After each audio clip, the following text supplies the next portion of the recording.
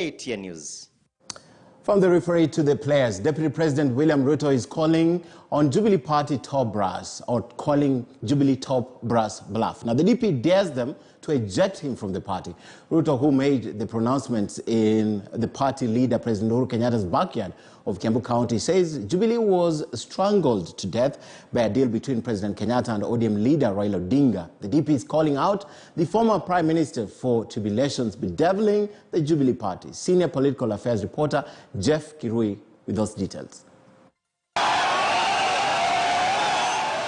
The scramble for Mount Kenya votes continue as DP William Ruto storms his boss's backyard, holding rallies in Gatanga, Murang'a County and Kiambu County. It is here that Ruto dared his critics in Jubilee Party to go ahead and eject him. Hiyo ni shauri yenu. Endeni muuze kwa kitendawili whatever is left of Jubilee. Ama namna gani? Hiyo ni watu ni bure kabisa. Na nyinyi kwanza inatakikana mtuombe msamaha. Hii watu haribu chama yetu. Wakatufanyisha kazi mingi, saa hii tumeenda kutafuta wheelbarrow ili kusukuma hii watu kwa sababu wametusumbua na kiburi na madharau.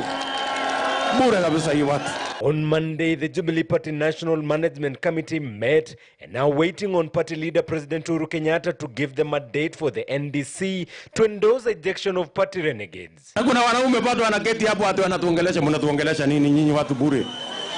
Maharibu chama mpaka imepotea, mnatuambia nini? Nyinyi kwendeni bure kabisa.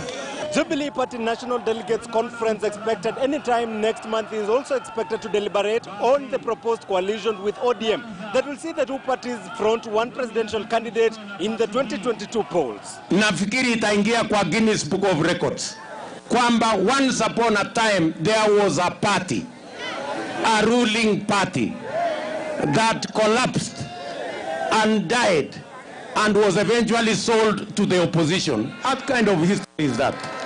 Yani, siyo tumepotea kabisa. Na kuna watu bado wanaongea. Mnaongea nini nyinyi? And we are telling our president, tunamwambia Rais Uhuru Kenyatta, ulikuwa na nafasi, ulikuwa na chama ya kitaifa, lakini ulikubali wakora na waizi na walevi wateke nyara hiyo chama, mpaka leo imekuwa scrap metal, unataka kuuzia mtu wa kitendawili. Wasije kututisha, tukutane kiwaja kwa debe 2022. Ruto and his allies who later joined the homecoming of Juja MP George Koimburi, who won against the ruling party's candidate, dismissing the influence of the deep state that they now associate with ODM leader Raila Odinga. And it was proven that the deep state and the system is utter nonsense. The will of the people is what will prevail. Basi pia mimi nitaandika barua ingine mwezi huu unakuja, na hiyo barua nitaambia Rais Raila Odinga ataanguka. Baba akikuja mumwambie yule baba tunajua ni yule baba wa biguni peke yake. DP Ruto, in rallying support for his bottom-up economic model, says he will pick the Big Four agenda that he alleges was stifled by the handshake between President Kenyatta and ODM leader Raila Odinga. Mwaka ujao, ile kazi ambayo hatukutimiza ya Big Four, tayari tumeipangia ndani ya bottom up. Ndio hiyo Big Four na bottom up tuunganishe, tuweze kusukuma hiyo gurudumu ambayo tulikuwa tumekubaliana. After the Mount Kenya region, DP is now headed to the Western region to woo the Luhya votes in a two-day tour beginning Thursday. Jeff Kirui, KTN News, Ruiru in Kiambu County. And the hunt for votes continue. Even after President Uhuru Kenyatta declared the ongoing drought as a national disaster, most families in the affected